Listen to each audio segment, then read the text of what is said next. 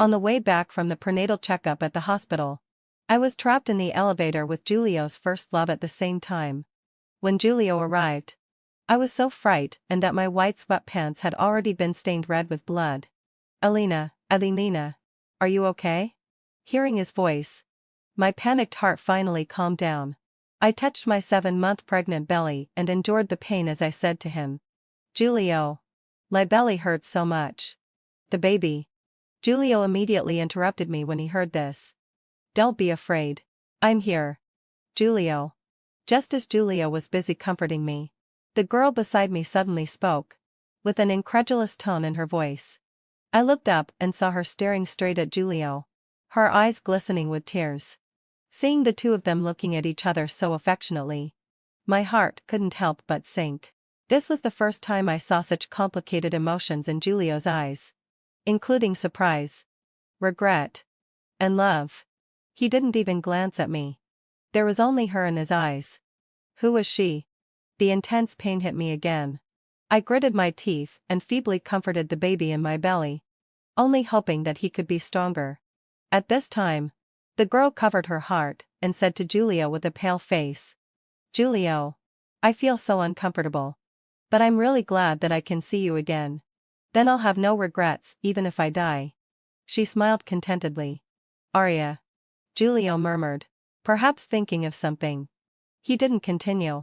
But the distress in his eyes was so obvious that I couldn't ignore it even if I wanted to. Arya? Arya. So she was Giulio's first love who left without saying goodbye.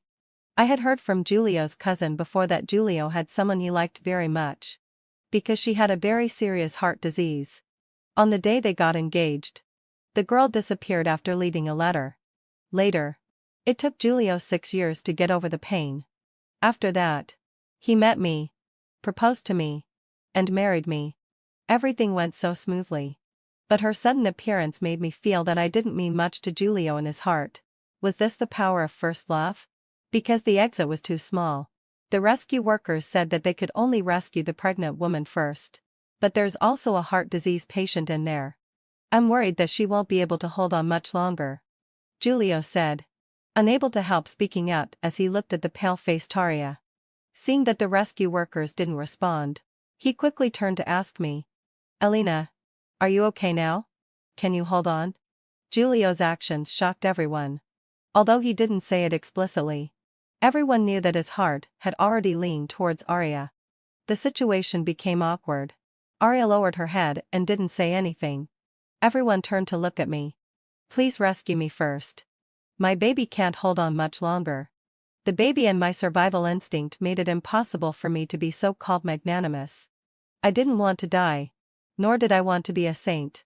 I was just a mother of a child. Giulio frowned deeply. It was obvious that he was caught in a dilemma at that moment. Giulio. It doesn't matter. Anyway, heading for Felvliaksari. I don't have long to live. The baby is important. Arya said with a self-deprecating smile. Hearing this, Giulio closed his eyes heavily and, with a hoarse voice, requested, please rescue my wife as soon as possible. When he opened his eyes and looked at me, there was a flash of disappointment in his eyes. Then he looked at Arya with a guilty face, as if blaming himself for abandoning her. Elena, I'm sorry. When I heard this address, I couldn't help doubting that I had misheard. I used to like it very much when Giulio called me like this. But now that I knew his first love was named Arya, I just wanted to cry. In the dead of night. Who was the person he called affectionately? Arya shook her head and raised a very weak smile at him. Giulio. Don't worry. I'm much better now. Your wife and baby are more important. At this moment, compared with the understanding Arya in Giulio's eyes, I seemed much more selfish. Arya curled up her body, just like a fragile porcelain and all, looking particularly pitiful. Giulio's eyes were terribly red, just like someone who had lost his lover. As soon as I was rescued, the medical staff quickly carried me onto the stretcher to check my condition. Everyone was doing their own things in an orderly manner. Only Giulio stood there motionless, as if cheering Arya on. Giulio. I called him several times before he heard my voice. Elena. Are you okay? I had intended to comfort him, But thinking of the situation just now, I changed my tone and, suppressing my sobs, said to him, "My belly hurts so much. Julio. I'm so afraid that something bad will happen to our baby." He sighed softly and absentmindedly hugged me in his arms. "Don't think too much. I won't let anything happen to you too." He comforted me while looking towards the elevator. When he saw Arya being rescued, Julio wanted to go over. But unexpectedly, I grabbed him tightly. Julio. You'll always be with me. Right?" "Yes," yelling fulfilled my obsessure. "I'll be with you." He said nice words. But heartlessly broke my hand away and resolutely walked towards Arya. "Arya. How are you?" He trembled as he grasped Arya's hand and shouted for the doctor to come and check. Seeing this, Arya couldn't hold back anymore and cried as she threw herself into Julio's arms. Sobbing. "Julio. I was so scared. When I was inside, I was so afraid that I'd never see you again." I watched the two of them hugging tightly together. And it seemed that I could hear the sound of my heart being torn apart. So this address really didn't belong to me. The fetal heartbeat suddenly became abnormal. "Send the pregnant woman to the hospital immediately." I let the rescue workers carry me onto the ambulance. Lying on the stretcher, I watched the two of them still pouring out their feelings to each other and gradually lost consciousness. In the hospital corridor, when I regained consciousness and heard that they were going to perform a cesarean section on me, I tried my best to grab the doctor's hand and said hoarsely, "If there's danger during the operation, please save me. Baby. I'm sorry. I don't deserve to be your mother." This operation took nearly 8 hours to bring us mother and child back from the jaws of death. When I woke up, the baby had been born. It was a boy, weighing 3 Jin and 6 Liang, and had already been sent to the incubator for care. Hearing the sound of the doorknob turning, I looked up and saw a haggard-looking Julio. Elena, does the wound still hurt?" Hearing this address, I just felt disgusted. How could he be so shameless? After going through this life and death experience, except for the baby, I didn't care about anything else. I slowly raised my eyes and instead of answering, I asked, "Who is she?" When Julio heard my aggressive tone, he frowned and his voice became cold. "Elena. Don't be too sensitive." "Julio. I'm not stupid. When the accident happened, I saw clearly how worried and concerned you were about her." I forced back my tears and calmly accused him. "When I needed you the most, you abandoned me and the baby for someone else." 6 years had passed. I thought I was very happy. But now I realized that I could never compare to Arya. Seeing that I was crying, Julio couldn't help feeling a bit regretful. He repeatedly promised me, Elena, I'm sorry. I won't do this again in the future. Arya has a very serious heart disease." I really couldn't just turn a blind eye. I pushed him away. "Don't call me that. It's bad luck." Seeing that I couldn't push him away, I couldn't bear it anymore and bit his shoulder hard. I only heard a muffled groan. And then the strong smell of blood filled my nose. "Get out. I don't want to see you now." Julio was afraid that it would stimulate me and cause massive bleeding. So he could only leave. And I didn't see him again that day. Julio's parents were still out of town and couldn't rush back, so I had to do everything by myself. At 11 o'clock at night, the baby in the incubator suddenly had convulsions and the incubator room was in chaos. After being rescued, a doctor said to me who was waiting at the door of the operating room, "The baby was born prematurely and his breathing is not smooth." Maybe. She didn't finish her sentence. But I could guess that this baby might have a hard time surviving. I couldn't hold back anymore and cried as I grabbed the doctor's hand and choked. "Doctor. Please save him. No matter how much the medical expenses are, I can accept them. He's the only blood relative I have in this world. I only have him. I beg you to save him." Ignoring the dissuasion of the doctors and nurses, I endured the pain of the torn wound and came to the incubator where the baby was. This baby was really too small. I was afraid that he wouldn't be able to survive tonight. I touched his hand through the glass, as if this could bring courage to both of us. "Baby, sorry. Come on. Don't be afraid. Mommy will always be with you." "Where's the baby's father?" "You just had an operation. You shouldn't get out of bed. A nurse beside me suddenly asked me. I wiped away my tears and said slowly. He's dead.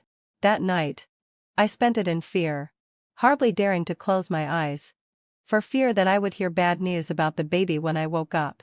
The next day, when it was bright, the baby's breathing gradually became smoother. Looking at the little guy sleeping peacefully, I covered my face with my hands and burst into tears.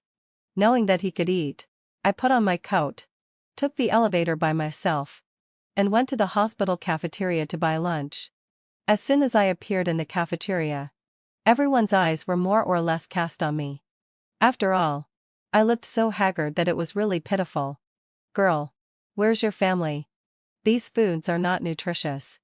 Chicken soup is the best for the confinement period. The aunt behind me couldn't help reminding me. Mom, perhaps realizing my embarrassment. A pregnant woman who was playing Honor of Kings on her mobile phone quickly interrupted her. After the old woman shut up awkwardly, the pregnant woman apologized to me with a guilty face. My mom is just a bit talkative. She didn't mean any harm. Don't take it to heart.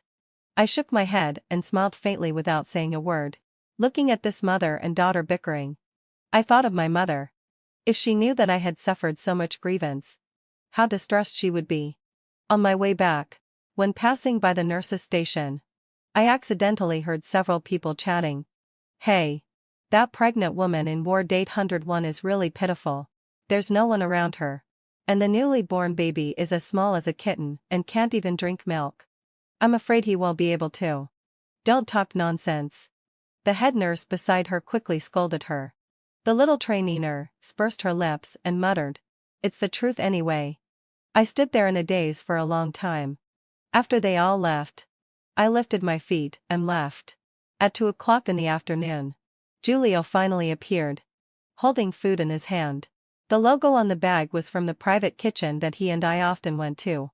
Are you starving? Knowing that you could eat, I drove there specially to buy it and even quaid for a long time. He said as he took it out. Seeing that he was still trying to take credit, I coldly interrupted him. Have you been to see the baby? Julio was speechless for a moment. After more than 10 seconds, he smiled and said, I'll go to see him after you finish eating. I pushed away the chopsticks he handed over. Take them away. I've already eaten. If I had to wait for you to bring me food, I'd probably starve to death. Yeah. You probably wish I were dead. Then there would be room for your first love. But looking at her, does she still have the energy to keep you company? I curled my lips slightly and mocked him mercilessly. When Julio heard me mention Arya, his face instantly changed. He thought I was being unreasonable and irritably undid the buttons of his suit and loosened his tie. Elena, when did you become so unreasonable? I picked up the fruit he had brought and threw it directly at him. Unreasonable? You don't feel the pain because the knife isn't cutting you. Do you even know that our child almost didn't make it last night? I stayed in the corridor all night, fearing that something bad would happen to him. I'm asking you. What were you doing at that time? Let me guess. You were probably by your first love's side, asking after her and being all solicitous. Julio. Whose husband are you exactly? As soon as these words came out, Julio's body couldn't help but stiffen. Seeing his reaction, I was basically sure that I had guessed right. He coughed and quickly explained, yesterday, Arya's situation was really dangerous. She almost died on the operating table. So I didn't have time to take care of you and the child for a while. The more he said it, the more guilty he felt. It's really my fault. Elena, you have a good rest. I'll go find the doctor right away and ask about the child's condition. Julio was dispensable. In these days, he was always called away by phone calls. The time he spent taking care of me was less than 2 hours. I rested for 2 days. Instead of seeing Julio's parents show up, I saw Uncle Lin, whom I hadn't seen for over a year. He looked travel-worn, and there was mud on his shoes. It was obvious that he had rushed here overnight. Our Elena has been through a lot. His simple sentence made me burst into tears. In these 2 days, I could vaguely feel that my emotions were becoming more and more unstable, and I would burst into tears easily. Even an ordinary little thing could make me break down. Now that Uncle Lin was here, I didn't have to worry about the little baby in the incubator all the time. It turned out that raising a child alone was so difficult. Alina, Eline fulfilled me sorry. Where's Giulio? Uncle Len, who had been here for a while, hadn't seen Giulio and couldn't help asking. Probably dead, I replied expressionlessly as I looked out of the window at the withered yellow leaves. Uncle Len was my stepfather. As a posthumous child, I had no father since I was born. My mother brought me up with great care. The year I met Giulio, I received the news that my mother and Uncle Len were getting married. As a daughter, I was very happy that she had found someone to rely on. It was obvious that they liked each other. But misfortunes always target those who are suffering. Just after she had led a few good days, she was unexpectedly diagnosed with advanced gastric cancer. At that time, perhaps realizing that her time was running out, she always urged me to marry Giulio, wanting to leave without regrets. My mother passed away not long after I married Giulio. By the time I rushed back to my hometown, she had already closed her eyes peacefully. Only then did I understand why she and Uncle Len insisted on staying in our hometown. After my mother passed away, I didn't even dare to go back during the spring festival for fear of being hurt by the memories. In that old house, only Uncle Len was still living with memories. The little baby's condition fluctuated.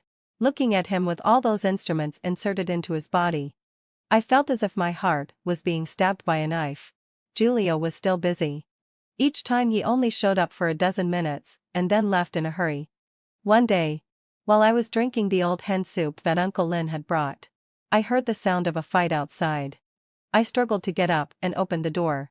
Just in time, I saw Uncle Len did Giulio a heavy punch. He grabbed Giulio's clothes and said fiercely, "You bastard. Our Alina is in such a state. Yet you dare to be with some shady woman outside.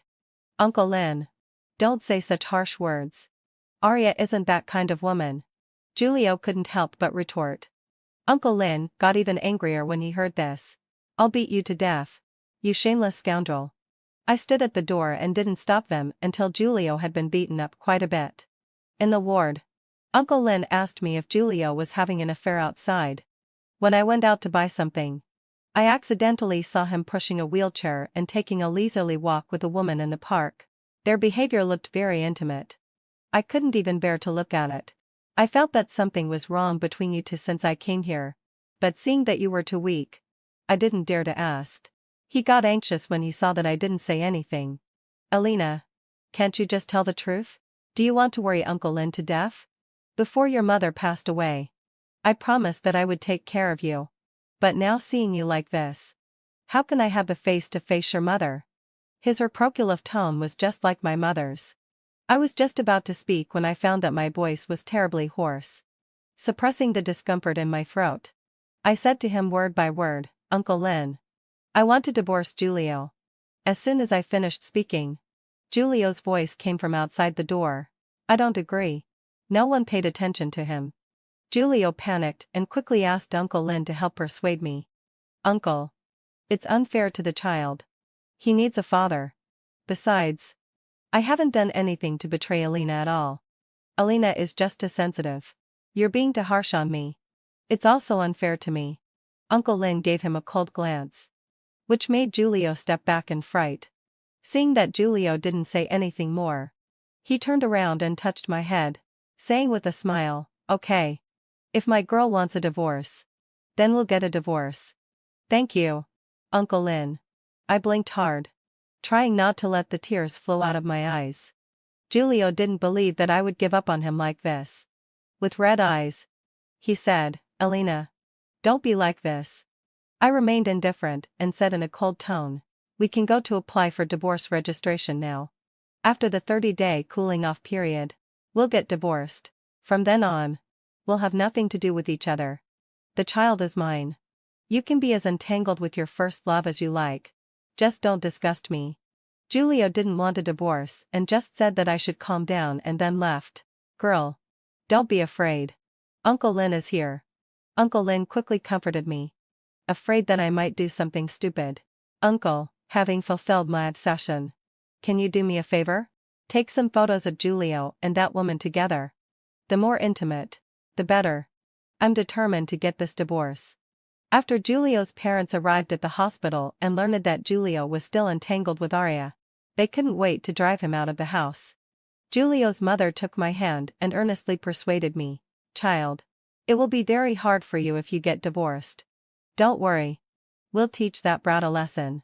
Just give him one more chance." I didn't respond. This kind of marriage was meaningless. He couldn't forget his old lover. And I was still resentful about the days when I was alone in the hospital struggling to hold on. It was a deadlock. Only by burning our bridges can we save ourselves. As a highly educated family, Giulio's father and mother were quite reasonable. Seeing that I was determined to get divorced, they didn't force me to forgive Giulio in the end. Giulio's mother was a good mother-in-law. In these days, she took great care of me during my confinement. Because she was worried about her grandson, she was always shuttling back and forth between two places. The little baby was saved. But because he was too small, he still needed to stay in the incubator for a long time. Every time Giulio's mother went to see him, she would come back with red eyes. "Mom, thank you. And please understand my insistence." Giulio's mother sighed and kept saying that it was a misfortune for the family. "Your father and I have only had Giulio as our child since he was little. We thought he was just a bit indecisive. But we didn't expect him to be so muddled-headed. That Arya is the same. Since she gave up at the beginning, she shouldn't come back to pester him. Does she have to make it like this to be satisfied?" Actually, Arya's pestering didn't disgust me that much. What really disgusted me was Giulio's inability to let go. Since he couldn't clear his heart completely, he shouldn't harm innocent people. As the day for me to be discharged from the hospital was approaching, Arya suddenly appeared and said that she wanted to talk to me. "I don't have much time left to live.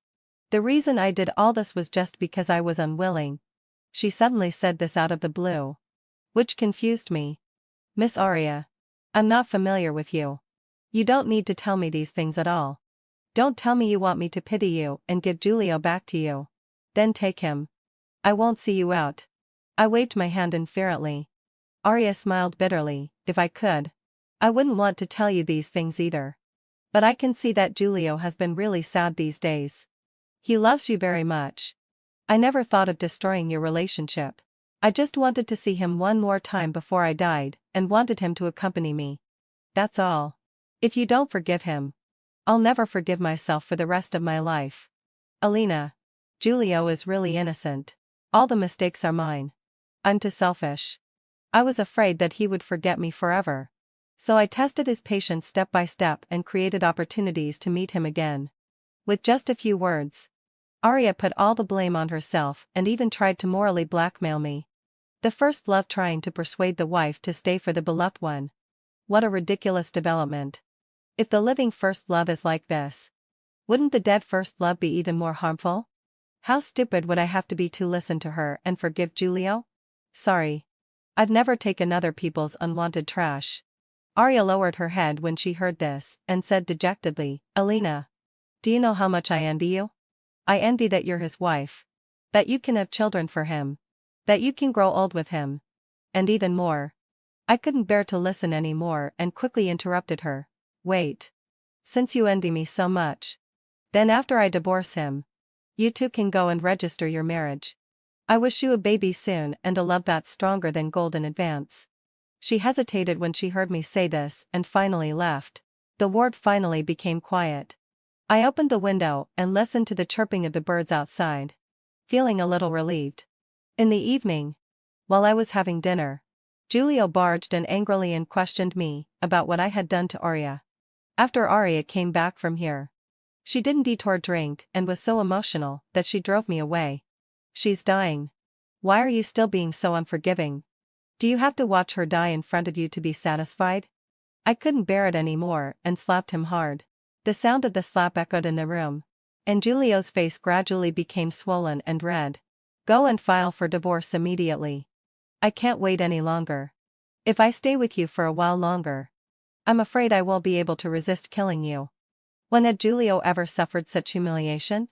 He grabbed my hands and said harsh words. "Alina, what are you so proud of? You should know that if my Alina were okay, there would be no problem with you. Theft. You really think highly of yourself." Since you love each other so much, then you two can be together forever. Don't come out and harm others. Goodbye. When his reason came back, Giulio realized that he had said something stupid and slapped himself in frustration. He also tried to grab my hands. Don't touch me. I think it's dirty. He was just about to explain when Uncle Lin drove him out. The 30-day cooling-off period passed quickly. Just when I was busy preparing the materials for divorce, Giulio said that he wouldn't give up on our little baby. He used his friend's connections and insisted on fighting with me for the custody of the child. Out of self-interest, Giulio's father and mother remained silent. It was obvious that they also wanted their grandson. They forced me to file a lawsuit. In court, I took out a bunch of ambiguous photos of Giulio and Aria. The two of them were smiling at each other, whispering in each other's ears, their heads leaning together, and looking at the same mobile phone with smiles on their faces. They looked as intimate as could be. This is just a matter of the angle. I have nothing to do with Aria at all. She's a heart disease patient. As a friend, there's nothing wrong with me going to see her. Giulio was still trying to argue unreasonably, but nobody paid attention to him. Everyone could see clearly that the ambiguous relationship between them was almost palpable. Then I presented the timeline of the hospitalization, and clearly pointed out that Giulio had ignored me, his wife, and our child. He had spent a long time staying with Aria, making her happy and helping her relieve her worries. Giulio's being a scumbag was known to all. Originally, having fulfilled my obsession, the civil code stipulates that for children under 2 years old, in principle, custody should be directly awarded to the mother. Moreover, Giulio was the party at fault. In this lawsuit, Giulio was completely defeated. The custody of the little baby was completely awarded to me. The mother, Giulio, was required to pay 5,000 yuan in child support every month. And I also got half of his property. Finally, having fulfilled my, Giulio and I got divorced. And I became a wealthy single woman. Walking out of the court, Giulio's mother ran over to stop me and stuffed a bank card and a real estate certificate into my hand. Her eyes were bloodshot, which showed that she had also had a hard time these past 2 days. Child, don't blame us. Your father and I just couldn't bear to part with our grandson. There are 2 million yuan in the bank card, and the house is in the city center. This is our compensation for you and the child. Please don't refuse. If you run out of money, just tell us, old couple. Ante. I thank you on behalf of the baby. At first, my mother was so satisfied with Giulio because his parents were reasonable and had correct values. Alina, I let you down. Giulio, with a stubbly beard, came to me, his face full of guilt. I don't accept your so-called apology. Let's just leave it like this. Goodbye. I waved my hand and walked out of the court with Uncle Lin, just to be on the safe side. The little baby was still being cared for in the hospital incubator. I planned to take him back to see my mother when he was completely stable. While I was busy planning my future life, Giulio's mother called and said that Aria's respiratory failure was very serious and that she probably didn't have much time left to live. Sometimes, I really suspect that she's Giulio's doomed relationship. 6 years ago, she left without a word, almost making Giulio unable to survive. Now that he finally had a happy family, she suddenly showed up again, causing Giulio to lose his wife and child. Giulio's mother couldn't help complaining to me. I listened quietly and occasionally agreed with her, completely detaching myself from this messy love triangle. I heard that Giulio was staying by her side, and that the two of them had secretly slipped out of the hospital to look for the memories of when they were together before. Aria passed away in Giulio's arms, wearing a pure white princess dress, just like the day when she first met Giulio. The person was gone. She finally got what she wanted. I just didn't know if Giulio would blame her. Breaking with his parents, losing his wife and child, and becoming all alone. The price was a bit high. On the day when the little baby was discharged from the hospital, Giulio's father and mother also came. They put a warm jade for good luck on the child. Come on. Let Grandpa hold our tuna in. Okay? Seeing Uncle Lin looking at Giulio's father holding the little baby with Ende, I handed the child to Uncle Lin as I said this. Hearing this address, Uncle Lin was startled at first and then overjoyed. afraid that his sweaty hands might slip. He wiped the sweat on his hands on his pants before nervously taking the child. Look. He's smiling at me.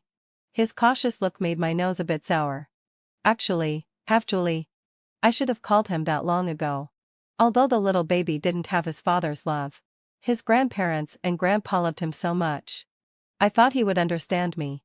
On the night before we set off to return to our hometown, Julio showed up in front of me, reeking of alcohol. Alina, I never thought of giving up on you. It's just that you were too stubborn and sensitive and directly sentenced me to death. Alina, can I see the child? No. Get out. I didn't want to get entangled with him and quickly hugged the little baby and left, for fear that this scumbag would go crazy when drunk. The next day, the flight arrived in Rongcheng quickly. Looking at the place where I had lived for more than 10 years, my heart finally calmed down. In response to the neighbors' intentional or unintentional inquiries, I didn't say much. I just said that I missed my mother and wanted to bring the child back to see her. After coming back, I didn't plan to leave. I just wanted to open a homestay here and take care of Uncle Lin in his old age. Time passed quickly, and the little baby soon turned 5 years old. Julio's father and mother came to see him here every year. They also took the opportunity to relax and enjoy the leisurely time. The business of the homestay was neither good nor bad. At least it could make some money every month. So Tuna Ann and I didn't have to worry about food and clothing. The little baby had my surname and was named Tuna Ann, with the nickname also being Tuna Ann. For the sake of his mental health, I directly told him that Julio had gone to heaven. Alina, do you really not plan to forgive Julio anymore? In the past 5 years, he has worked hard and hasn't done anything out of line anymore. He only has you and Tuna Ann in his heart. He really knows he's wrong. Seeing that I had no expression on my face, Julio's mother summoned up her courage and said, "Besides, the child is too young. He also needs a father on his growth path. You can't not consider it for him. A prodigal who returns is more precious than gold. Why don't you be brave again? No matter how bad a son is, he's still one's own flesh and blood." They could forgive Julio, but I couldn't. He really didn't deserve it. Looking at the little baby playing with the cat and dog, I didn't see any sign that he needed a father at all. I didn't respond and smiled as I changed the topic. Tuna Ann, take your grandparents for a walk around. Okay. There was a big dog named Cola following him. The two of them, one person and one dog, were having a great time playing. In the evening, the little baby held a milk box and asked me, "Mom, what kind of person was my father?" Alas, they still influenced the child after all. I thought for a while, then squatted down and said to him seriously, "He was a not-so-good person. Just like the scumbag in the TV series that Mom watched." Oh, I understand." He nodded in a daze and then asked again, "Mom, hadn't fulfilled my sorry. I'm not a little scumbag, right?" "No. You're a little angel." I pinched his chubby little face, amused lie. Who would have thought that the little baby, who almost didn't survive back then, would be so lively and active now? After Julio's parents left, my life returned to peace again. It was just that occasionally I would feel as if someone was watching me. But when I turned around to look, I couldn't find anything. This feeling lasted for a week. It wasn't until I accidentally found the expensive Lego in the little baby's hand that I guessed Julio's presence from what he said. This scumbag was really lingering like a ghost. Anger rose in my heart, and I dialed the phone number that had been blocked for a long time. "Alina." Julio's tone was full of ingratitude. "Julio, how can you be so disgusting? Now that your first love is gone, you think of me again. Don't you have any shame?" "It's not like that. I just wanted to see if you and the child were doing well. I don't need it." "Alina, I'm wrong. I didn't expect things would turn out like this. I just thought she didn't have many days left to live. So I couldn't bear to refuse her. I really didn't expect that you would be in such a difficult situation at that time. I'm really sorry." Julio started crying, sobbing. I didn't want to listen to his confession. This guy was just a piece of crap. Don't waste your breath talking nonsense here. Stay away from my son. I'm afraid you'll corrupt him. If something goes wrong with my smart and sensible son because of you, I won't forgive you. After warning him, I hung up the phone and blocked him again. On the day Giulio was leaving, he called and said that he wanted to see the little baby one more time. Alina. After this meeting, I can promise that I won't pester you anymore and will start my own life anew. Just one meeting in exchange for peace. You're so smart. You shouldn't refuse. Right? Although I didn't want to agree, compared to a momentary discomfort, I wanted to live the rest of my life steadily. A life without Giulio. The meeting place was chosen at the airport. Seeing Giulio again after 5 years. He looked pale, like a walking corpse. As soon as he saw the little baby, he crouched down, asked carefully, "Can I give you a hug?" Seeing me nod, Tuna pursed his lips and agreed. Just for a little while. You smell bad. Just like Grandpa Wang in the village. It doesn't smell good at all. Hearing what he said, Giulio smiled awkwardly. When he got closer, I smelled the strong stench of alcohol on Giulio. No wonder the little guy was so repelled. Now that we've met, I won't see you off. Wish you a bright future and a pleasant journey. I held the little baby's hand and walked slowly out of the airport. As for Giulio behind me, he was just a stranger from then on. The next time I heard about Giulio was half a year later. He was dying because of illness. According to Giulio's mother, Giulio had uremia. Due to long-term heavy drinking, his condition deteriorated rapidly. By the time the doctor discovered it, there was no cure. Without a kidney source, Giulio could only wait for death. Alina, Giulio's condition is getting worse day by day. I beg you, please come back and see him. As a mother, I just hope that he can spend the remaining days happily. After hanging up the phone, I didn't know what to do for a moment. Dad, do you think I should go to see Giulio? According to Tuna N's grandma, it's just a matter of 1 or 2 days. I didn't want to go, but I also had to consider Giulio's father and mother. After all, they really loved the little baby. Go. For the sake of the old people, and also to fulfill the father-son relationship between Tanayan and him. After all, there will really be no more ties in the future. Uncle Lin wanted to go with me, but I refused, because of my mother and me. He had already worked hard for half his life. I didn't want to trouble him with this trifle. As soon as I arrived at the exit of the station, I saw Giulio's father and mother who had been waiting for a long time. They gave the little baby a perfunctory hug and then cried, saying that Giulio had been waiting for us. I raised my eyebrows and didn't say anything. In the ward, Giulio was lying weakly on the hospital bed, looking sickly. There was no trace of his former energetic appearance. You're here. Not wanting to meet his passionate gaze, I coughed and looked around expressionlessly. He didn't care at all before, but now he was acting so affectionate. Giulio was really ridiculous. After Giulio's mother took the child out, the ward became quiet instantly. After a long time, he finally said, "Alina, Giulio, let me tell you the truth. The only reason I'm here is for the sake of your parents. I brought Tuna N here now just to fulfill that meager father-son bond between you two. After you die, you'll have nothing to do with him anymore." As soon as these words were spoken, Giulio's face instantly turned ashen. "Alina, do I really mean nothing to you in your heart?" Seeing that I didn't answer all along, the light in his eyes slowly went out. "No. Giulio died and passed away at 3:35 in the afternoon." Giulio's mother threw herself on the hospital bed and wept bitterly. Giulio's father also quietly had his eyes turn red. The whole ward was in chaos.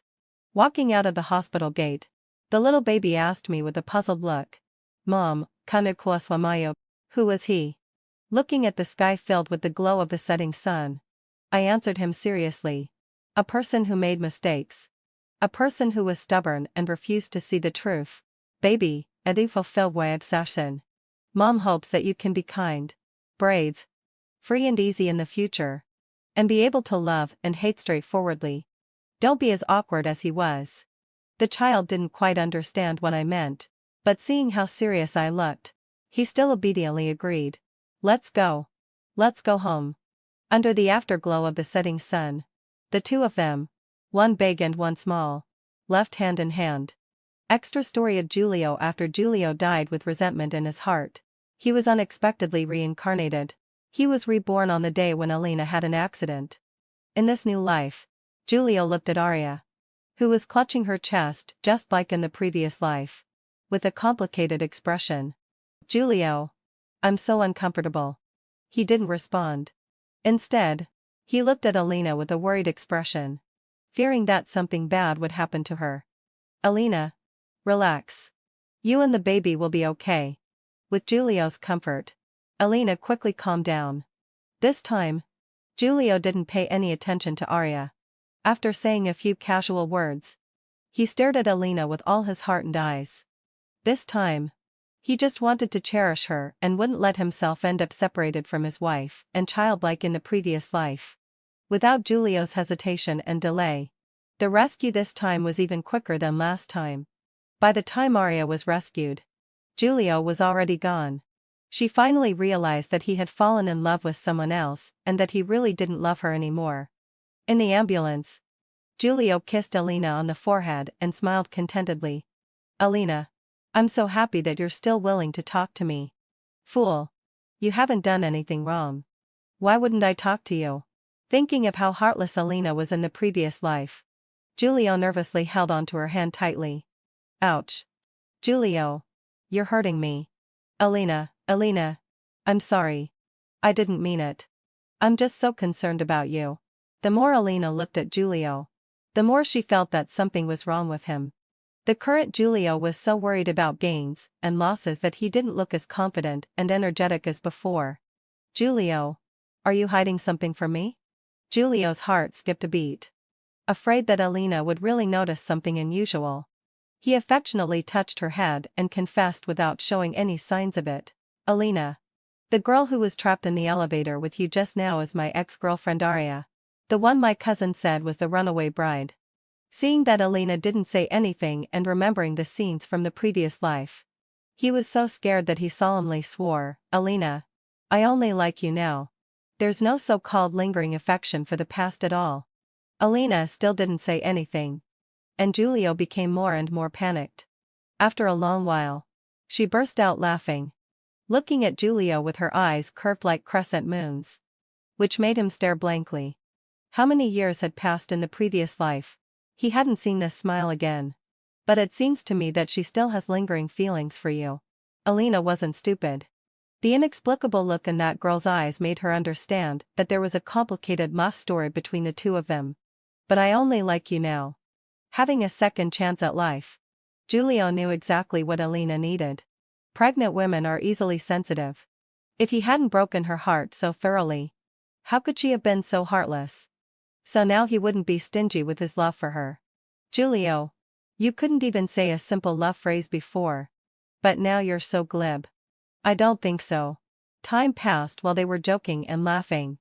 After arriving at the hospital, because her emotions were stable, Alina didn't have a premature birth. Looking at Alina lying on the bed and eating an apple, Giulio finally confirmed that this life was different. He and she could be very happy. But Giulio was still worried and forced Alina to stay in the hospital for another week. During the hospitalization, when they were taking a walk in the park, they unexpectedly ran into Arya. Her face was pale, and she was getting weaker and weaker. "Giulio, can we talk?" Giulio didn't dare to agree casually. He was really afraid that something would change in this life. Finally, having fulfilled my absai, Alina spoke up. "Go ahead. Many things should have a beginning and an end. I won't be jealous for no reason." Arya sat on the stone bench in the park and started to feel sentimental. "Giulio, I'm sorry. I was so headstrong back then and let you down." Giulio shook his head and said that he was very happy now and had already forgot and all the right and wrong from the past. Seeing the figure not far away, he smiled contentedly. "Arya, take good care of yourself. My wife is a bit tired and we need to go back first." After saying that, he walked towards Alina with big strides. Arya looked at the man's departing back, bit her lip gently, and squatted on the ground, crying bitterly. Time passed quickly, and soon it was the day for Alina to give birth. Just like in the previous life, Alina gave birth to a boy. When he cried, His voice was loud. He was a chubby little guy. Completely different from being so thin and small in the previous life. In the ward, Julio looked at the sleeping mother and child and wept with joy. On countless late nights, he would wake up from his dreams in a panic, fearing that all of this was just a beautiful dream. Fortunately, it was all real. Seeing Alina's arm exposed, he was just about to help her cover the quilt when he heard Alina's cold voice. "Don't touch me. It's dirty." Julio was so scared by her icy look that he fell to the ground. In a daze, time and space shifted. And Julio, lying on the hospital bed, completely woke up. Looking at the expressionless Alina in front of him, he smiled bitterly. On the verge of death, she didn't even let him have a good dream. The end. I was on the night shift in the early hours of the morning when an ambulance brought a girl who was in a coma to the hospital for emergency treatment. The girl was bleeding heavily and urgently needed to be rescued. I dialed the emergency contact number in her mobile phone.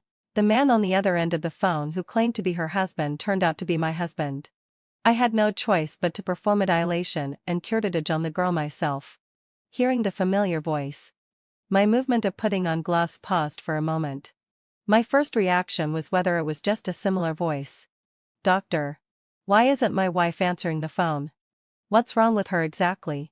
Suppressing my voice that was just recovering from a cold, I patiently told him that an urgent operation was needed now and asked the man to come to the hospital as soon as possible. "Doctor. I'm abroad and can't come back now. Please save my wife. She said she didn't feel well after dinner." Abroad? What a coincidence. It just so happened that my husband, Yehuda, flew abroad on a business trip yesterday. "Sir, please leave a phone number so that we can contact you after the operation." The man on the other side didn't seem to recognize my voice and recited the phone number in one breath. After hearing it, my heart sank. That was Yehuda's private phone number. Very few people knew this number. And at least I wasn't included among them. The reason I was familiar with this number was that I had a photographic memory for numbers. I had seen this number in his mobile phone records. And the owner of the number was Yehuda. At that time, I thought it was for work needs, and didn't think much about it. Until one time, Yehuda ordered medicine and some sex toys to be delivered to our home, and accidentally left this number as the recipient's phone number. Although the delivery guy later helped him take the urgently needed items to the right place, it didn't prevent me from realizing that Yehuda was having an affair. With a life at stake, I pulled myself together and prepared for the operation. Judging from the girl's heavy bleeding, it should have been caused by taking several emergency contraceptive pills after getting pregnant. The girl herself realized something was wrong and dialed 120 for help. The emergency nurse told me that she had taken emergency contraceptive pills. I calmly examined the girl with a pale face. A nurse also quickly got the result of the blood test. The white blood cell count was as high as 10,000. It seemed that I was right. She was more than 2 months pregnant and had bleeding during pregnancy. After the ultrasound confirmed that it was an intrauterine pregnancy, I performed a dilation and curettage on her according to the emergency treatment plan to stop the bleeding. The baby couldn't be saved. In the ambulance, the emergency nurse had already injected a hemostatic agent into her. However, the amount of bleeding at that time was so large that the girl went into shock before she even arrived at the hospital. Fortunately, having fulfilled I'm known as a master in gynecology and was quite proficient in dealing with her situation. The bleeding stopped, and the girl's breathing and pulse returned to normal values. According to the operation procedure, the nurse sent the scraped tissue from the uterus in the operation tray for pathological testing. After the operation, the girl was sent to the general ward. I took off my sterile gloves and washed my hands over and over again under the faucet, until the nurse asked me in confusion, "Aliyah? Are you feeling unwell somewhere?" Only then did I realize that my fair hands had been rubbed red by me repeatedly. It's okay. I was just lost in thought. Even after spraying a lot of disinfectant on my hands, I still felt that my hands were covered with dirty blood. I couldn't help thinking maliciously, if it hadn't been my shift tonight, would this girl have died along with her unborn child? An operation that was simple for me didn't mean that others could handle it so easily. Not everyone could seize the golden time for saving a life. It seemed that I had saved the life of Yehuda's lover. But I also aborted his child with my own hands. Could this be the child that Yehuda had been longing for? I had been married to him for many years but had no children. It wasn't that I didn't want to. But Yehuda had always disagreed. He kept telling me that he was a dink double income, no kids. If I had a child, he would divorce me. To prevent any future trouble, he even had a vasectomy in the hospital next to mine. At that time, he only informed me after the operation. He held my hand and swore, "Aliyah, I'll only love you in my life. I don't want a child to take away your love for me." Yehuda was domineering. He knew that as a virtuous and workaholic woman, if I really had a child, I would surely focus on the child and my work. By then, I would indeed neglect him. But when did he have the vasectomy reversed? Or was it that the girl named Vivian was pregnant with someone else's child? I'm not the kind of person who likes to overthink things. All I needed to do was to conduct a paternity test on Yehuda's hair from home and the scraped tissue. And everything would be clear. I'm not a dink. In my heart, I had always wanted to be a mother. But because I loved Yehuda, I was willing to make some sacrifices. Maybe when he wanted to be a father in the future, it wouldn't be too late. It just so happened that I could also focus on fulfilling my dream of becoming a doctor while I was young. Over the years, I had made rapid progress in the medical field and became the leader in gynecology in the city. With a successful career, I had completely accepted that we were a dink family. As long as Yehuda and I loved each other, not having children wasn't a big deal. But in the end, Yehuda let me down. When I went to check on Vivian, the girl in her 20s, weakly fluttered her big obsidian-like eyes and thanked me, "Dr. Aliyah. Thank you," while saying words of gratitude. Her eyes kept sizing me up, as if she were sizing up a relative. I was sure that when she saw me, she didn't even glance at my name tag, so she knew me beforehand. I patiently asked her about her condition after the operation. But she pulled my sleeve to get close to me. "Dr. Aliyah, I'm sorry to have caused you trouble." I brushed her hand away extremely uncomfortably. "Vivian, your husband said he would come to the hospital later. Don't take medicine randomly when you're pregnant in the future." After hearing my words, her face turned extremely pale. And she even helplessly held my hand. "Dr. Aliyah, did you call him? How did you know his phone number?" Her face was full of horror. I was extremely puzzled. "You were in a coma due to heavy bleeding at that time and the situation was critical. There was only one emergency contact in your mobile phone. We were just following the procedure." I was made to doubt whether I had misunderstood Yehuda by her reaction. But then my phone dinged in time. The paternity test report came out. There was a parental relationship between them. After hearing my words, Vivian quickly went to check her mobile phone. When she saw the emergency contact's phone number, she bit her lips tightly. It was as if that phone number was a devil making her both hate and fear it. My intuition told me that Vivian's performance didn't seem to be fake. There must be a story between her and Yehuda. The intimacy she showed when she first saw me didn't seem to be pretended. In front of me, she quickly deleted the emergency contact. "Dr. Aliyah, could you please not tell him that I had a miscarriage because I took emergency contraceptive pills?" I hesitated and asked her, "Did you know you were pregnant?" Vivian was on the verge of crying and nodded with great sadness. He watched me closely. "I didn't want the child, but he insisted that I give birth. I think my obsession. If you don't want to have a child, you can discuss it with your husband. Giving birth is a woman's right, not an obligation. Even if he doesn't agree, he has no right to interfere with you." As a doctor, I couldn't accept that she had been so reckless with her own life just to get rid of the child. "Do you know that you almost couldn't be saved?" My serious tone didn't scare Vivian. She laughed at herself. "If I had really died, it would have been better." I was filled with doubts. If Yehuda wanted a child, he could have told me. Why did he have to force Vivian to give birth? If it was an affair, it should at least be consensual. But looking at Vivian's appearance, she was clearly being forced. Or was it that she knew she was a mistress and was about to be exposed? So she was acting with me? If so, as a mistress of this level, she could be called an Oscar-winning actress. I definitely couldn't outwit her. I stared at Vivian quietly, trying to find some flaws.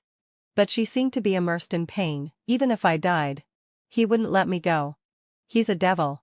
Out of my duty as a doctor, I asked for her consent. Did your husband abuse you? Do you need me to call the police for you? I didn't actually find any signs of abuse on her body. Hearing the word police, Vivian started trembling all over. No, Burr. Don't call the police. It's useless to call the police. They'll make my life worse than death. They? Were there others forcing her together? Seeing that her mental state was a bit abnormal, I had to sit down and comfort her. Okay. Okay. I won't call the police. But can you tell me what they did to you? Maybe I can help you. If Yehuda had really done something inhumane behind my back, I wouldn't stand by and do nothing. Since I knew that Yehuda was having an affair, I had completely given up on this marriage. It's just that we had been married for many years and had deep entanglements of interests. I didn't want to let the scumbag take advantage easily. The private detective I hired had secretly investigated many times but couldn't find any traces of Yehuda's affair. Vivian was the only breakthrough I had for now. After hearing my words, Vivian's mood stabilized a lot. Dr. Elia. As long as you don't tell him that I deliberately had a miscarriage by taking medicine, I'll be okay. I wouldn't blindly believe Vivian and just casually agreed. If Yehuda knew that I had performed the operation, how could he come to me to ask about Vivian's situation? I walked out of the ward, ready to go home and rest after work. But the matter of Vivian's miscarriage kept lingering in my mind. Without being sure whether Vivian was acting or a victim, I wouldn't trust anyone blindly, nor would I act rashly. I found the private detective Mystic and gave him Vivian's basic information. After hearing my description, Mystic frowned tightly. As a man himself, he also couldn't figure out what trick Yehuda was playing. If he was keeping a mistress outside, Vivian's reaction didn't seem like that of a mistress. If it was a misunderstanding, the child was indeed Yehuda's. Anyway, the fact that Yehuda was having an affair was already established. With Vivian as the breakthrough, Mystic focused mainly on her. The next day, when I went to work at the hospital, I was surprised to learn that Vivian had been taken away by a strange man. I frowned and asked the head nurse, "Didn't you stop him at all? Was she willing to go or was she forced?" Elia. She kept her head down and didn't dare to speak from beginning to end. The man didn't listen to persuasion either. He said he was her husband and even showed the marriage certificate. I had a video call with Yehuda across the ocean today. And he was still abroad. Where did this husband come from? We had no choice. The family member made a big fuss. So I had to let him sign the informed consent form for voluntary discharge and let him take her away. Where's the informed consent form? Let me have a look. While flipping through the discharge materials in her hand, the head nurse mused and asked me nervously, "Elia, is there something wrong?" I took the materials and glanced at the flamboyant signature. For some reason, it felt familiar. However, no matter how hard I tried, I just couldn't remember where I had seen it before. The family members made a fuss. But there's nothing we can do. Fortunately, having fulfilled my accept, Vivian's condition isn't too serious and she should be okay. Just to be on the safe side. After taking a picture of the signature on the informed consent form, I went to the corridor and dialed the phone number left at that time. It took a long time before the call was answered. The beeping sound somehow gave me a bad premonition. I didn't give up and dialed again. Finally, having fulfilled my IDSI, someone answered the phone. But the voice belonged to a different person. It sounded as hoarse as sandpaper rubbing against the table. "Hello? Who is it?" I snapped out of my daze in astonishment. "Excuse me. Are you Vivian's husband? I'm the doctor who performed her abortion surgery. How is she doing now?" There was silence on the other end of the phone for a while. And then the sound of things being smashed could be heard. The man on the other end cursed angrily. "What the fuck gives you the right to kill my son? Don't pretend to be kind and concerned about this bitch here. She couldn't even keep the baby. Why doesn't she just die?" After saying that, I heard the dull sound of a stick hitting flesh, followed by Vivian's cries, "I'm sorry. Please forgive me. I can give you another baby." Hearing this, the man gasped heavily and spat, then hung up the phone. I didn't know what relationship this man had with Yehuda. But as a woman, I heard Vivian being abused just now and I couldn't bear it. Without hesitation, I called the police for her. Because Mystic had already found the address of the urban village where Vivian was located based on the information I provided. And in the video he took from me through the window with a drone. The man wearing a baseball cap injected an unknown liquid into Vivian, and she immediately fell to the ground unconscious. With the police dispatched, the man in the baseball cap was taken away. According to the principle of proximity, Vivian was sent to my hospital again. Combined with the basic information investigated by Mystic, I gave Vivian a full-body examination. But the result made my heart feel as if it had fallen into an ice cellar. Chapter 2. Vivian had been injected with a large amount of sedatives. Even after treatment, her condition was still not optimistic. There was a high possibility that she would become mentally disabled or lose her memory. And the man who was taken away, Louis, was indeed Vivian's legal husband. They got the marriage certificate a year ago. Even weirder was that the phone number I was familiar with was also under Louis's name. Could it be that all my suspicions in recent months were just me being overly suspicious? Did I remember the phone number wrong? But the voice that night in the operating room was clearly Yehuda's. He was the person who had been by my side for 10 years. There was no way I could have misheard it. Mystic didn't tell the police that I was investigating my husband's infidelity. He just said that he was a drone enthusiast and happened to have filmed the video of Louis's misbehavior.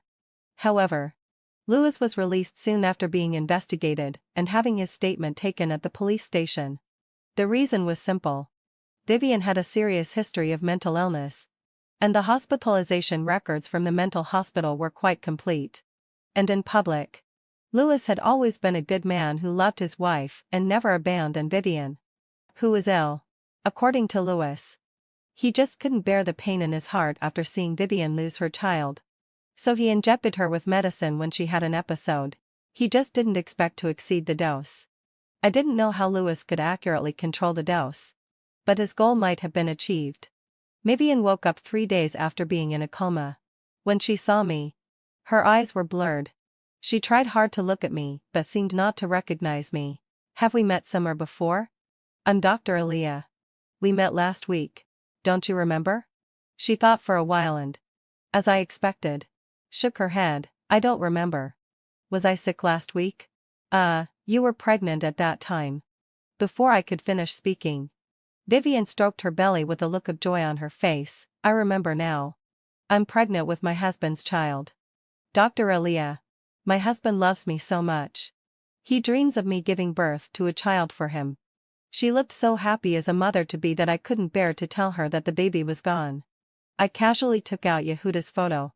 Sure enough, Vivian exclaimed cheerfully, Dr. Aaliyah. Do you know my husband too? Where did you get this photo? This looks exactly like what my husband will look like when he gets older. How could Yehuda in the photo be considered old? He just looked more mature than when he was 20. My guess was confirmed. The husband Vivian mentioned and the one on the marriage certificate didn't seem to be the same person. However, when Louis came to the hospital to pick her up, she happily threw herself into Louis's arms and sweetly called him husband. I was completely confused. Perhaps she was really mentally disordered and had a confused memory? As someone who studied medicine, I couldn't convince myself with this far-fetched explanation. It was too mysterious. Okay? Unless there was one possibility that Vivian was pretending. If I wanted to prove that she was pretending, it was simple. No one knew that after the internal medicine and doctor gave Vivian a gaster clavage. I took the things from her stomach. It was a cute mini Cupid. When we found that there were still foreign objects in Vivian's stomach, we helped her with the gaster clavage. Since the time of swallowing was short, the Cupid was basically intact when it was washed out. When I got home, I went to the study to search through Yehuda's bookcase. I remembered that in the past, Yehuda had custom-made a pair of Cupid USB flash drives on QIXI Festival. Because I lost the USB flash drive I used to record experimental data at school, he specially customized these anti-loss Cupids for me. However, the Cupid from Vivian's stomach didn't have a chain anymore. After searching for a while, sure enough, I couldn't find that USB flash drive. I didn't know what kind of mood I was in when I inserted the USB flash drive into the computer and opened it. My heart was pounding like thunder. And my palms were sweating profusely. If Vivian was pretending to have amnesia, then all her actions were to make me get this USB flash drive. Inside the USB flash drive, there were numerous files. The files were divided into two categories. One was named Aaliyah, and the other was named Vivian. They were classified and summarized according to recent months. When I opened the folder named after me, I felt dizzy. It was full of my private photos and videos of me and my husband. However, Yehuda's face wasn't shown in the videos. These photos and videos were all taken at home. And I immediately felt chilled to the bone. Perhaps there were hidden cameras secretly filming me in places I couldn't see. I quickly sent a message to Mystic, asking him how to find the location of the cameras at home. Without a word, he sent a girl to my door to help me check. Sure enough, the girl helped confirm that there were cameras in the bedroom and the bathroom. Fortunately, there were no cameras in other places. To avoid alerting the enemy, I didn't let the girl remove the cameras. I had to see what was in Vivian's folder before deciding on the next step. As a woman, the girl was extremely sympathetic to my situation. We both knew tacitly where those photos and videos had ultimately gone. The girl opened her laptop and quickly hacked into the cameras. Unless the other party was a master hacker, they wouldn't notice that the cameras had stopped working. After opening Vivian's folder, my heart trembled even more. Vivian had suffered inhumane treatment for 2 years. Perhaps, just because of insufficient memory, more hadn't been saved. She didn't have any mental illness at all. She was just one of the targets of Yehuda's revenge. From the records of his abuse of Vivian, I restored the whole truth. Yehuda and I didn't know each other originally. In my junior year, after finishing an experiment in the teaching building of the medical school, I was going back to the dormitory. I could have taken another brightly lit road to go back to the dormitory, but that would have been a long detour. I didn't hesitate to choose the shortcut which passed through a playground and the back hill behind the girls' dormitory. Because this road was closest to the medical school and backed onto the hill, few people walked on it at night, and alumni called it the road of no return at night. It was winter at that time.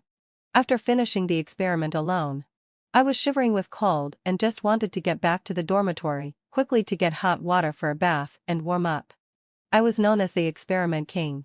As long as I gave a heads up in advance, the dormitory auntie would always open the door for me after 11 o'clock. However, that night I finished the experiment at 12 o'clock. I was afraid that the auntie would wait too long, so I almost jogged all the way back to the dormitory. The shadows of the trees on both sides of the road were dancing in the dim light of the street lamps. I closed my eyes halfway, feeling extremely scared in my heart. Actually, nothing had ever happened on this road before, but something happened to me that night. A tall and strong man suddenly rushed out from the hill. I was so scared that I immediately fell to the ground. He was wearing a thick furry hat that covered most of his face, only revealing a pair of lewd and bewildered eyes. When he walked towards me like looking at prey, it was too late for me to shout for help. He covered my mouth tightly and dragged me into the deep ditch between the back hill and the concrete road. I struggled desperately, having fulfilled my adsécheur. But it was useless, because the deep ditch was just wide enough for one person. After being dragged in, I had nowhere to struggle. I could sense his panic. I begged him nicely, but he just pulled my clothes without saying a word. When the cold wind blew through my thin clothes and I was almost in despair, the dormitory auntie came to look for me with some people. She was holding a flashlight and kept calling my name.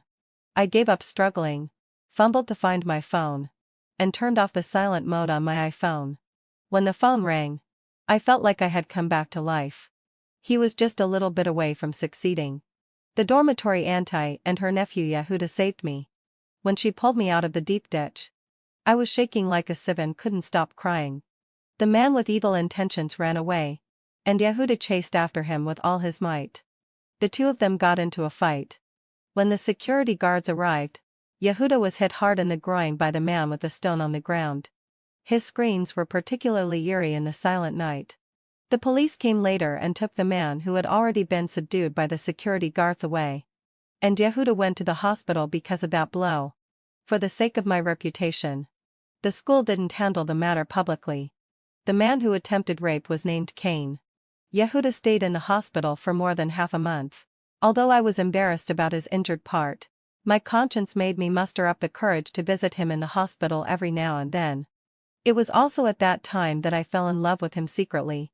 The aunt and nephew who saved me from danger in the deep ditch in the cold winter were the heroes in my heart, like the ones coming on colorful clouds.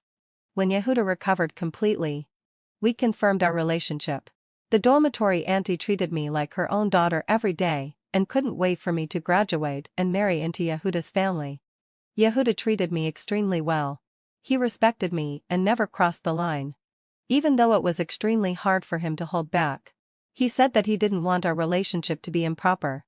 He said that although the attempted rape didn't succeed, it had left a huge psychological shadow on a girl. He hoped that the most beautiful moment for us would be when he married me. After getting our graduation certificates in our senior year, we got married on QIXI Festival.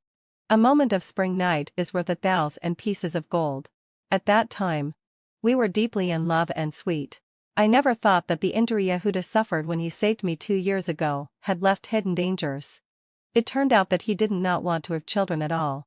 It's him who is infertile. He knew early on that he would never have children in his life. However, he didn't give up. Because the doctor told him that there was still a chance of curing his usparashmi caused by trauma. It's just that he was seriously injured at that time. The injury that I thought would heal in half a month actually took him nearly half a year to recover from. This is the reason why he didn't touch me even though he endured it. Later, he tried various treatments with traditional Chinese medicine and hormones. But all in vain. He even doubted whether he was impotent for a while. As a man suffering alone from the torment and pain of being unable to have descendants or even being unable to have normal sexual function, I can understand that.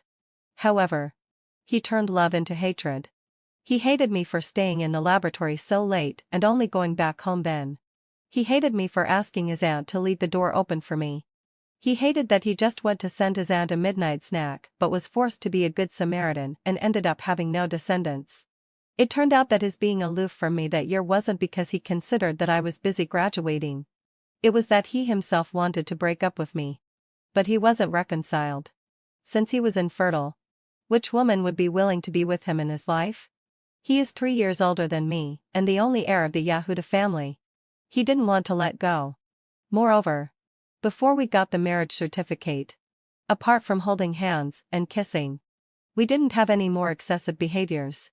It seemed that it wouldn't be worthwhile if he didn't sleep with me. He deeply regretted it in his heart. When he confessed to his family that he would have no descendants, everyone, including his aunt, unanimously demanded that he marry me. This was the price for saving me. Elia. They bribed the doctor on his behalf and pretended to have a vasectomy. Whether there were children or not, at least he had a wife. After marriage, we lived in harmony. I never thought that everything was fake. He hated not only me but also Cain. However, Cain, I said out, Elosai, when he had evil intentions at that time, was already terminally ill and there was no cure for his illness.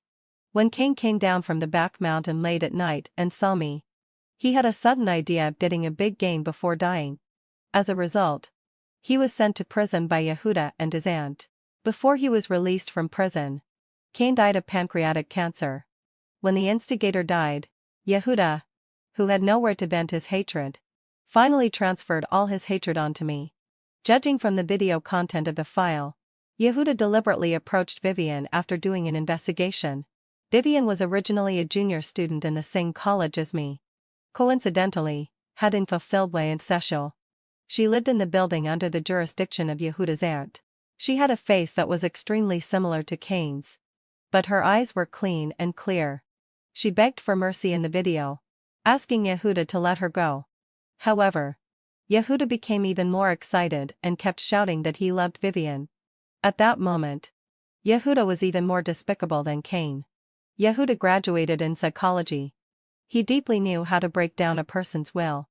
He used his profession as a cover, brainwashed Vivian, and gradually gave her a history of mental illness. He deeply hypnotized her, causing Vivian's memory to be in chaos. 2 years ago, Vivian got pregnant. However, Yehuda didn't know. He wantonly ravaged Vivian in the name of love, which caused Vivian to have a miscarriage. This discovery made Yehuda extremely angry. He went crazy looking for the wild man who got Vivian pregnant all over the world, and even sent her to the mental hospital himself. However, later, he found out that the child was his own. Vivian originally loved Yehuda. A woman who had been deeply brainwashed firmly believed in her love. It was not until Yehuda suspected her of having an affair, beat her, and sent her to the mental hospital again that she woke up. During the half-year in the mental hospital, Vivian didn't stop asking for help. However, no one would believe the words of a madwoman. As Vivian's attending physician, Yehuda was never the object of suspicion. Moreover, he bribed the director of the mental hospital. I just don't know whether Yehuda's family secretly helped him do evil deeds. On one hand, he played the role of an affectionate couple with me and sold my photos and videos to earn ill-gotten gains by the way. On the other hand, he played the role of a good doctor and a good boyfriend with Vivian. Before Yehuda took Vivian out of the mental hospital, he had been working on me for several years but got nothing. He avoided facing his own problems. Lewis told him that perhaps it was because God couldn't bear to see it and wanted to use Vivian's womb to repay Cain's debt. Yehuda, who firmly believed this, took Vivian out of the mental hospital. He asked Lewis, a distant cousin-in-law whose wife had died, to marry Vivian. Secretly, it was always him who had an affair with Vivian. Perhaps fate is something mysterious. Vivian got pregnant again. Vivian, who had suffered countless losses in the mental hospital, finally became smarter and learned to save herself. She didn't want to give birth to Yehuda's child at all. Under Lewis's strict surveillance, she couldn't go to the hospital at all, or even go to the pharmacy. That day, Yehuda went abroad on a business trip. Lewis, thinking that Vivian had been honest and well-behaved, relaxed his vigilance when he was called out by friends to drink. The investigation materials of Mystics showed that Vivian went to several nearby pharmacies to buy emergency contraceptives at that time. She was gambling on whether she could make herself miscarry. She bet right. Perhaps she didn't expect that she almost died. I finally understand now why she looked at me like seeing a relative when she first met me. Both she and I are victims. Our photos and videos are being sold crazily on pornographic websites. Both of us were harmed by Cain and Yehuda. I even thought dejectedly that it would have been better if Yehuda and his aunt hadn't come to find me that year. In this way, maybe only I would have suffered. However, the gears of fate couldn't stop when I was dragged into the overgrown deep ditch. What was thought to be a lucky rescue bat then wasn't a free gift. Fate marked that salvation with a skyge price. The hero fell from the clouds and turned into a devil hiding among people. What was destroyed was the lives of two innocent girls. Or perhaps he was originally a devil in human skin. The girl brought by Mystic had been quietly accompanying me to watch all the videos. She pursed her lips, her eyes red, and gave me a big hug vigorously. Sister, scumbags will surely get their comeuppance. Just wait for me and my senior brother to avenge you. The hacker expert Sylvia went online. She hacked into Yehuda's computer for me. There were not only the contents of that USB flash drive but also many photos and videos of Yehuda taking advantage of his position to have improper intentions towards good-looking patients. I never expected that the psychological counseling room that my parents and I funded for him back and would be insulted like this by him. He was simply insulting the profession of a psychologist. I don't know whether the victimized girls knew that they had been violated or not. Perhaps it's better that they didn't know. After all, as a psychologist, the girls who came to seek help from Yehuda all had some psychological problems. If they knew that the doctor they trusted had done such despicable things to them, would their conditions worsen? Sylvia followed Yehuda's account and found the dark web where he sold illegal videos and pictures. These low-class websites change their locations frequently, and their security can't stand scrutiny at all. Sylvia downloaded all the user information without leaving a trace. As a just hacker, after downloading the user information, she hacked into other people's computers along the way. Coincidentally, Sylvia found that Yehuda's account was active at that moment. He was looking for big buyers on the dark web to sell his recent good stuff. However, Yehuda never expected that the good stuff in his laptop suddenly disappeared. It seems that he had stocked up goods everywhere. waiting for a good price to sell them. No wonder the traffic of the psychological counseling room was normal. But the income was several times higher than that of the industry. It turned out that all of it was ill-gotten gains. I'm just glad that when I funded his psychological counseling room back then, in order to win the trust of my parents, he pretended to write an IOU and signed and stamped it. Perhaps because Yehuda was used to using USB flash drives for backup, Vivian had the opportunity to get some of the materials. So when Sylvia hacked into the goods that Yehuda was about to sell again, I stopped Sylvia, who was about to continue hacking. Sister Yan, can you replace all the things in his computer with viruses? As long as he accepts the money, the nature will be different. Look at these prices. They should all be big customers. Sylvia understood immediately and looked at me with admiration in her eyes. Sister, you're so smart. One hand received the money, and the other hand delivered the goods. Yehuda on the other side of the ocean, with trembling hands and an excited heart, clicked to send the compressed file with one key. And countless computers across the country went black in the middle of the night. The data of several dark web databases were gone. Unless there were technicians at the master level, don't even think about retrieving a single piece of data, let alone the videos.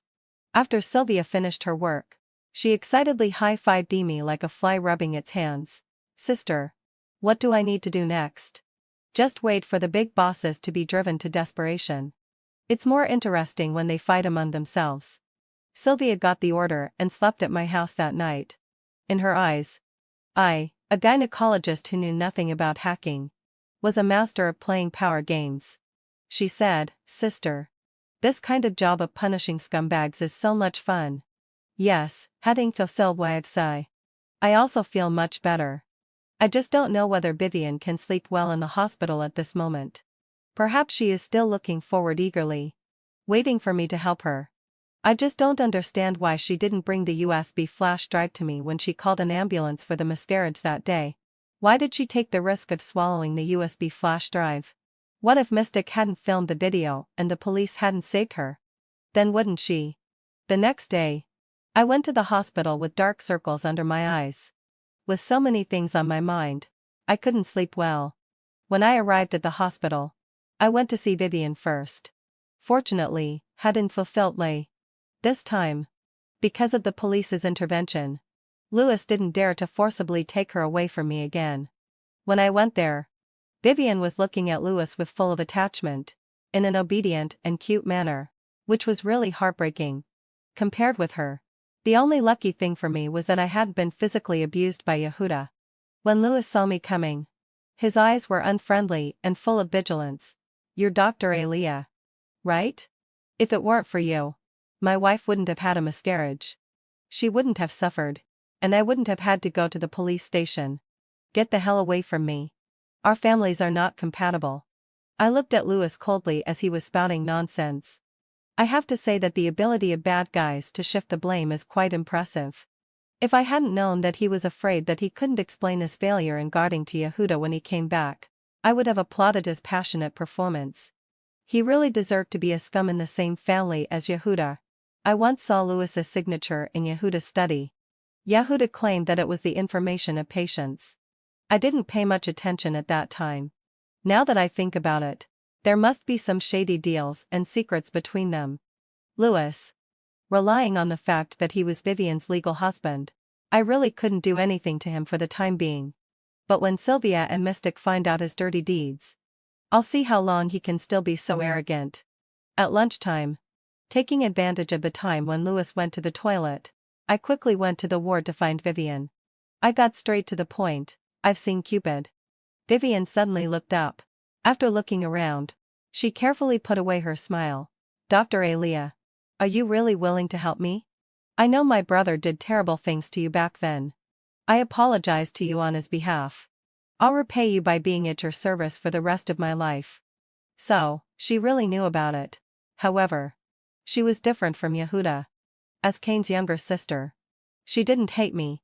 This little girl knew that for every grievance there is a debtor, and debts should be repaid. But Yehuda, after playing the hero, went back on his word and became a brute. No, even calling him a brute was an insult to animals.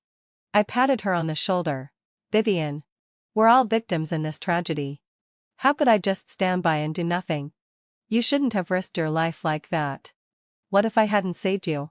What if I hadn't discovered Cupid? You would have been doomed. Vivian shook her head bitterly. I know you love Yehuda. If I had rashly come to you back then, how could you have believed the words of a madwoman? She was right.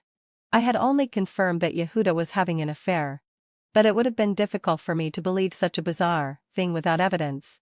Besides, I stole the USB flash drive after I was discharged from the hospital and when Lewis was answering your call. It's his precious thing. When I saw the drone at that time, my sixth sense told me it was you. So I swallowed the USB flash drive and took a gamble. I see. Next. You take good care of yourself. I'll handle the rest. Wait for my good news. As soon as I walked out of the ward, I ran into Lewis who was coming back from the toilet. He had a dark face. As if I owed him 8 million. He deliberately bumped into my shoulder. But I had anticipated it and dodged in advance.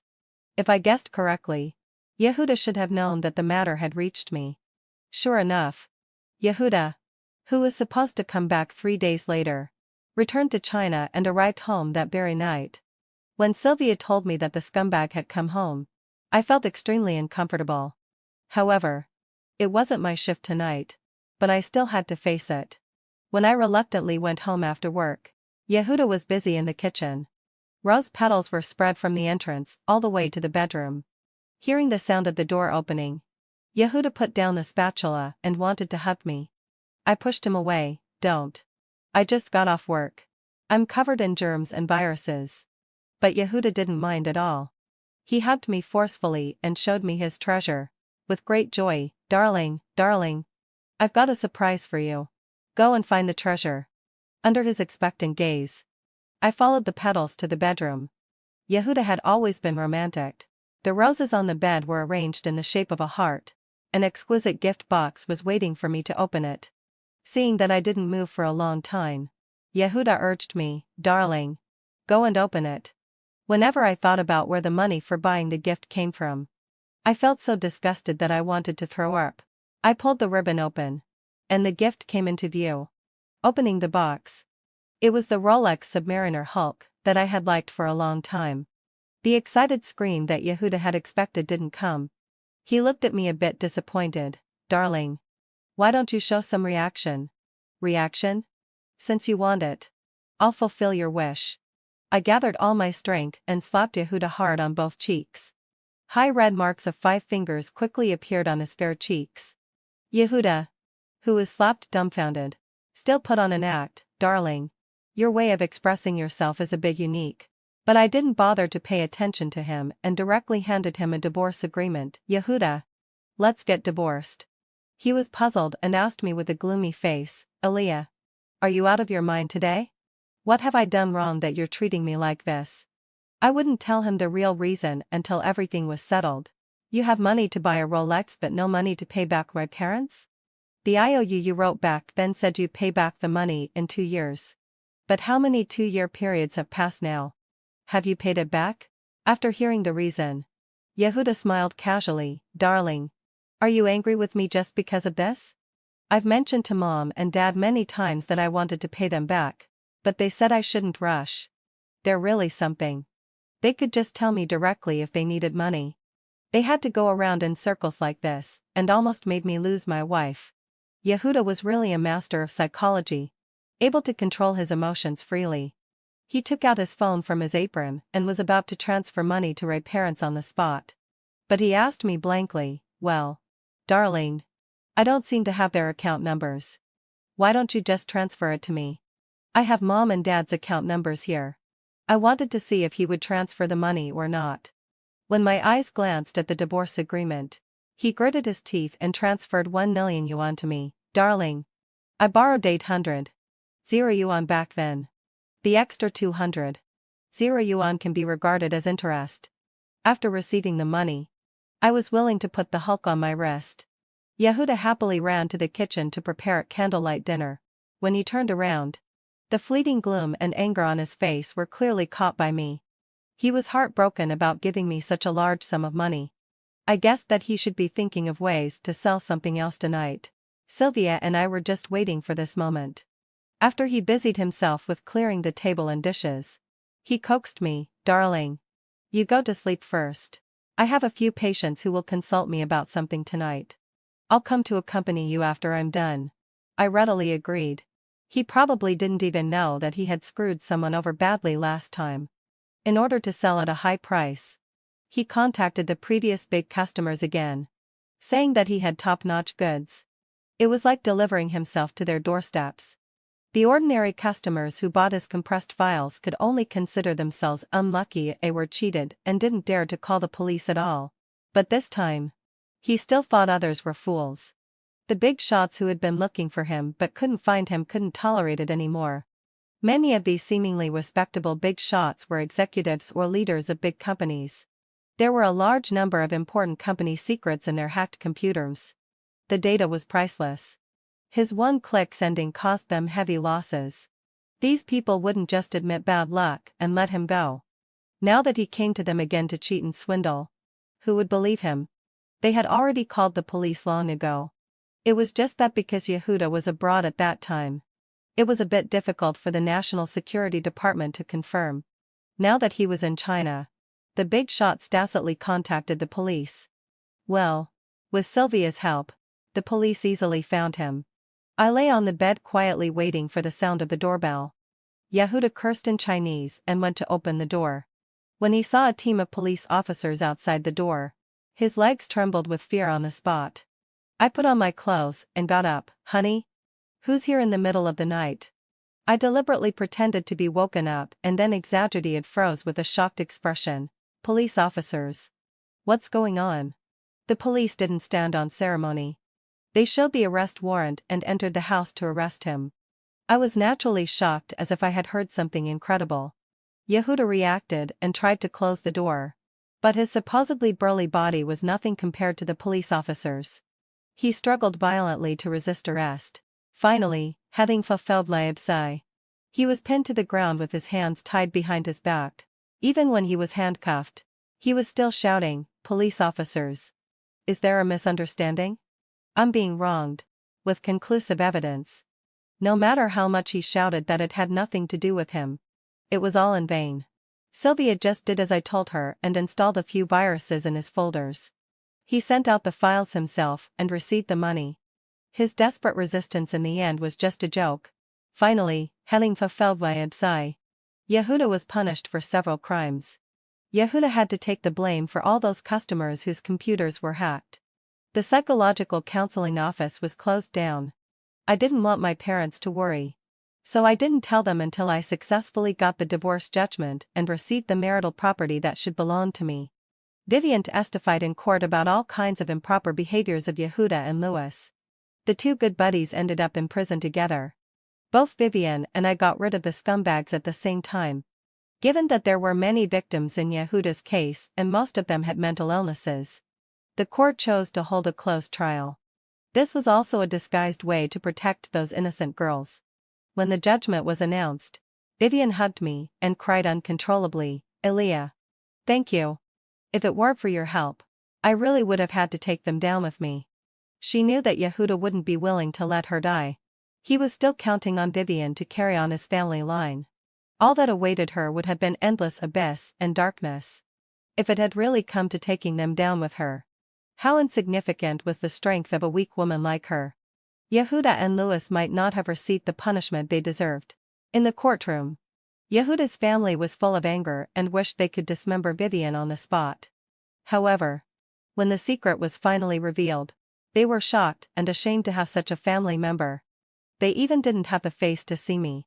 Finally, having fulfilled l'objet, everything was settled.